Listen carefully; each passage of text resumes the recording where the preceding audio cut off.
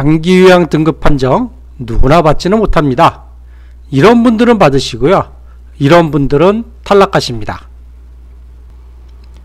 만 65세 이상 거동 불편한 노인들에게 혜택을 제공하고 있는 2008년부터 국가에서 운영하고 있는 노인 장기요양보험이라는 것에 대해서 알고 계시나요?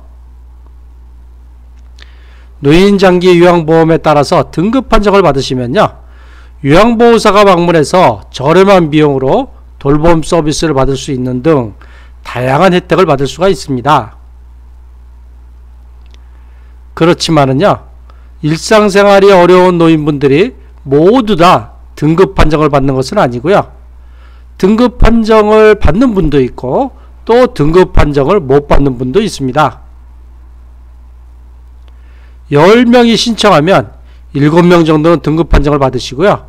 3명 정도는 등급 판정을 못 받습니다. 그러면 어떻게 하면 등급 판정을 잘 받을 수 있는지 알려드리도록 하겠습니다. 네, 말씀드릴 순서로는요, 첫 번째로는 등급 판정을 받는 기준, 두 번째로는 등급 신청 및 판정 절차가 어떻게 되는지, 세 번째로는 건강보험공단에서 인정조사할 때 무엇을 보는지, 네 번째는 등급의 종류는 어떻게 되는지, 다섯 번째는 등급 받는 분과 못 받는 분의 차이는 어떻게 되는지 알아보도록 하겠습니다. 네, 첫 번째는 등급 판정 받는 기준인데요. 자, 가장 먼저 나이 요건이 있어요. 나이 요건은 기본적으로 만 65세 이상의 노인이 기본 대상이 되십니다. 그러니까 기본적으로는 만 65세 미만이다.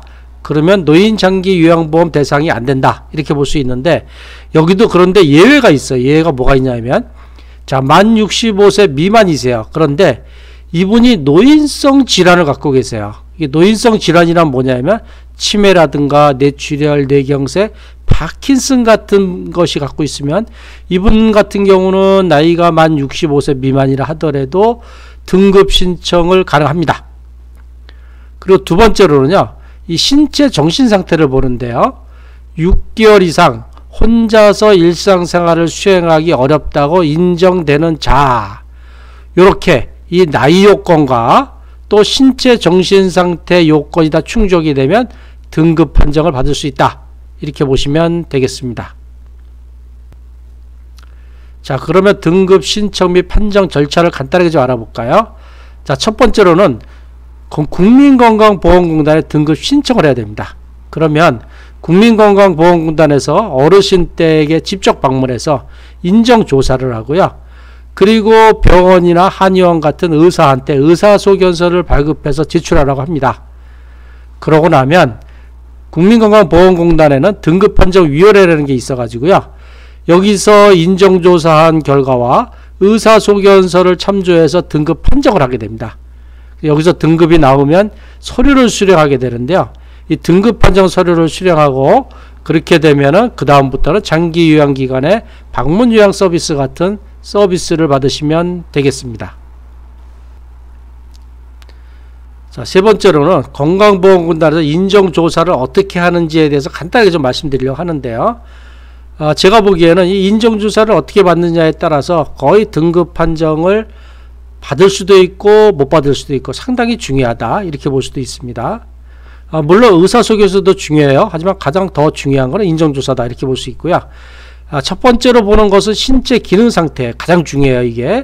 이게 뭐냐면, 자, 옷 벗고 입기를 할 수 있는지, 세수를 할 수 있는지, 양치질 할 수 있는지, 목욕할 수 있는지, 식사할 수 있는지, 그리고 체위 변경할 수 있는지, 일어나 앉기, 옮겨 앉기, 방 밖으로 나오기, 화장실 사용하기, 대변 조절하기, 소변 조절하기를 그런 상태를 공단에서 어르신댁을 방문해서 봅니다. 그래서 이게 세 가지로 공부를 해요. 완전자립, 부분도움, 완전도움. 자, 완전자립이라는 건 뭐냐? 혼자 옷 벗고 입기를 다 할 수 있다. 세수를 혼자 다 하신다. 이게 완전자립입니다. 그 다음에 부분도움은 옷 벗고 있는데 옆에서 누가 도와줘야 된다. 세수할 때 도와줘야 된다. 이게 부분도움이고요. 완전도움은 그냥 꼼짝도 못 하시는 거예요. 혼자 손발을 못 움직이시는 경우, 이런 경우가 완전도움이 되겠습니다. 잘 아시겠지만은 완전자립보다는 부분도움이 더 점수가 되고 그 다음에 완전도움이 더 점수가 돼서 등급이 나올 가능성이 더 커집니다. 그래서 보시면 이 옷 벗고 입기, 세수하기, 양치질하기, 목욕하기, 식사하기, 자 여기까지는 뭔가요? 주로 팔을 이용하는 거죠. 이분이 팔을 이용해서 이런 걸 할 수 있나 이런 것도 보고, 자 그 다음에 일어나 앉기, 옮겨 앉기, 방 밖으로 나오기, 화장실 이용하기. 자 이건 뭔가요? 어르신이 걸어야 되죠. 일어나서 앉아서 걸으셔야지만이 방 밖으로 나와서 화장실 이용할 수 있죠. 그 다음에 대변 조절하기, 소변 조절하기, 뭐 기저귀를 차시는지 이러한 거를 본다. 이렇게 좀 아셔야 되고요. 자, 두 번째로 보는 게 뭘 보냐면 인지기능 상태를 봐요. 65세 이상 되시고 뭐 70세, 80세, 90세 되시면 대부분 치매 많이 있으시거든요. 그래서 뭘 물어보냐면, 자 오늘이 몇 월 며칠이에요? 또 어르신 나이가 몇 년생이세요? 며칠이세요? 또 여기가 어디예요? 또는 간단한 계산하는 이런 치매 관련한 것도 물어보고요. 그 다음에 행동변화 영역이라 그래가지고 혹시 어르신이 피해망상이 있는지, 또는 폭력적인 행동을 하든지, 욕을 한다든지, 뭘 집어던지다든지, 또는 부적절한 행동을 하는지 이런 걸 봅니다. 그래서 인정조사 갔을 때 혹시 이런 피해망상이나 폭력적인 행동이나 부적절한 행동이 있으면 미리 사진을 찍거나 또는 동영상을 찍어서 이 조사 나온 분들한테 꼭 보여주는 것이 상당히 중요합니다. 자, 그렇게 인정조사 받고 의사소견서도 제출해서 등급 판정을 받으면 이 등급의 종류가 6가지가 있어요. 인정조사와 의사소견서를 참조해서 이 장기요양 인정 점수라는 걸 갖다 매기는데요. 이 점수가 95점 이상이다. 그러면 1등급입니다. 1등급의 신체 상태는 어떠냐? 간단하게 얘기하면 그냥 누워 계시는 상황이에요. 본인이 팔다리도 못 움직여서 누워만 있는 상태. 이런 분들이 1등급이고요. 그 다음에 점수가 75점 이상 95점 미만이 나왔다. 그럼 이분은 2등급이에요. 2등급은 어떤 상황이냐면 상체만 움직이는 상태. 침대에 누워는 있는데 일으켜 세우면 그래도 상체는 일어날 수 있는 이런 상태가 2등급이시고요. 자, 점수가 60점 이상 75점 미만이면 3등급이신데, 자 이런 분들은 부축해야만 거동이 가능하세요. 혼자 거동 못하시고 옆에서 꼭 누가 부축해야지만 거동이 가능한 상태시고, 자 점수가 51점에서 60점 미만은 4등급이신데 이런 분들은 지팡이에 의존해서 거동 가능한 상태, 혼자는 못하고 뭔가의 보행기나 또는 지팡이에 의존해야만 거동 가능한 상태라고 볼 수 있습니다. 근데 꼭 이렇다고 해서 등급이 나오는 건 아니에요. 여러 가지를 상당히 보기 때문에 뭐 지팡이를 짚으신다 그래서 다 4등급 나온다. 근데 이거는 아니라는 것 갖다 좀 기억을 하시고요. 자, 그 다음에 45점에서 51점 미만 5등급, 45점 미만 인지지연 등급을 제가 이렇게 좀 붉은색으로 표시했잖아요. 왜 그러냐면 여기는 이 점수가 낮은데도 등급을 받는 건 뭐냐면 이 치매가 있어야지만 이 밑에 등급을 받을 수 있어요. 그래서 치매가 없으신 분들은 최대한 받을 수 있는 게 4등급 이렇게 보시고, 만약에 치매가 있으신 분들은 이 5등급이나 인지지연 등급도 받을 수 있다 이렇게 보는 거고요. 이 5등급이란 건 뭐냐면 4등급보다는 건강 상태는 좋아요. 그런데 치매 판정을 받으셨어. 이런 분들은 5등급이시고, 그 다음에 45점 미만 인지지연 등급은 뭐냐면 치매 판정을 받았어요. 병원에서. 그런데 거동하는 거나 이런 건 전혀 문제 없으신 분, 이런 분들은 인지지연 등급을 받는다 이렇게 보시면 되겠습니다. 네, 학교에서는 공부 잘하면 1등급이 가장 좋지만 노인장기요양보호에서는 1등급이 가장 건강이 안 좋으신 분이다. 이렇게 보시면 되겠습니다. 그리고 이렇게 등급이 높을수록 더 사용할 수 있는 한도액도 높고 더 혜택을 많이 볼 수 있다.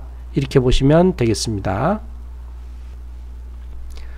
자, 마지막 5번째로는요, 이 등급 받는 분과 못 받는 분, 뭐 간단하게 제가 설명을 좀 드리려고 하는데요. 자, 등급 받는 분, 자, 방문요양센터 같은 장기요양기관 사전도움을 받는다. 그리고 공단에서 무엇을 물어보는지 알고 준비한다. 이런 분들은 등급 받으신 데 유리하고요. 등급 못 받는 분은 누구의 도움 없이 알아서 진행한다. 무슨 도움을 받냐, 내가 알아서 할게. 이런 분 있고, 또 공단에서 무엇을 물어보는지도 모르고 어떻게 대답할지도 미리 준비하지 않는다. 네, 등급 잘 받기 어려우시겠죠. 자, 등급 받는 분, 공단에서 방문 시 어르신이 어떻게 행동해야 하는지 알고 준비한다. 사전 준비 철저히 하는 분, 또 점수를 높일 수 있는 사항을 이야기해서 등급 판정 가능성을 높인다. 자, 제가 말씀드렸죠. 어르신이 피해망상이 있거나 폭력적인 행동이 있으면은 공단에서 조사 나올 때 폭력적인 행동이 나옵니까? 안 나오잖아요. 얌전하시잖아요. 자, 그럴 때 어떻게 해요? 사진을 찍어두거나 동영상으로 보여주신다. 이런 거고, 등급 받기 어려우신 분들은 이 공단에서 방문 시 어르신이 어떻게 행동해야 되는지도 몰라요. 그리고 어떤 항목이 점수가 되고 안 되는지 알지 못하니까 점수를 받을 수 있는데도 불구하고 점수를 못 받아요. 아까 말씀드린 그거죠. 폭력적인 행동이 있음에도 불구하고 인정조사관이 왔을 때는 얌전하세요. 그러면 당연히 인정조사관이 볼 때는 전혀 이분이 얌전하신 분이구나, 이렇게 보기 때문에 점수를 못 받죠. 자, 이런 분들은 암만 해도 등급 판정 받기가 조금 더 어려우시게 되겠습니다. 네, 약은 약사에게, 진료는 의사에게라는 말이 있죠.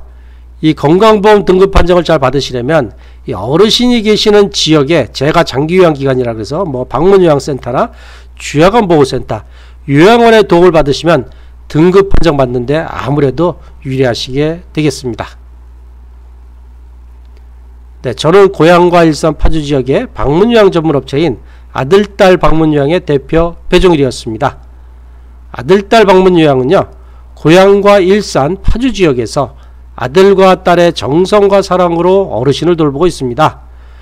만약에 어르신이 고양이나 일산 파주에 계신다면요, 뭐 등급 신청을 하신다거나 또는 방문요양 서비스, 치매돌봄 서비스, 가족요양 서비스가 필요하시면 언제든지 전화 주시면 제가 친절하게 도와드리도록 하겠습니다. 네, 전화번호는요 070-4800-2323으로 전화하시면 되겠습니다. 네, 항상 건강하고 행복하십시오. 감사합니다.